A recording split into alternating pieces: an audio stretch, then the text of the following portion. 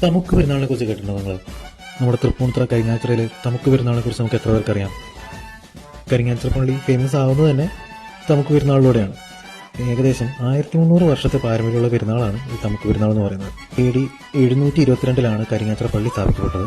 കേരളത്തിലെ ഏറ്റവും പഴയ ക്രിസ്ത്യൻ പള്ളികളിൽ ഒന്നാണ് കരിങ്ങാച്ചിറ പള്ളി. ആ ചരിത്രം നമുക്ക് വേറൊരു സെപ്പറേറ്റ് വീഡിയോ ആയിട്ട് ചെയ്യാം. ഇപ്പോൾ നമുക്ക് തമുക്ക് പെരുന്നാളിനെ കുറിച്ച് പറയാം.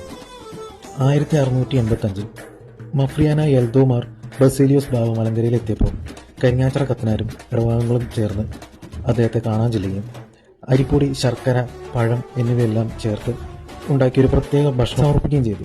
ഈ നേർച്ച ഭക്ഷണമാണ് തമുക്ക് എന്ന പേരിൽ പിന്നെ പ്രസിദ്ധമായി.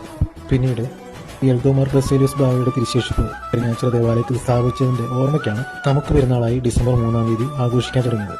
വൃശ്ചികം 20-ാം പെരുന്നാളെന്ന് പണ്ടിതിനെ വിളിച്ചിരുന്നു. നമുക്ക് നേരുന്ന ക്രിസ്ത്യാനികൾ മാത്രമല്ല കേട്ടോ, ഈ പ്രദേശവാസികൾ എല്ലാവരും ജാതിമത ഭേദമന്യേ ഒന്നിച്ച് ആഘോഷിക്കുന്ന ഒരു പെരുന്നാളാണ് നമ്മുടെ തമുക്ക് പെരുന്നാൾ എന്ന് പറയുന്നത്.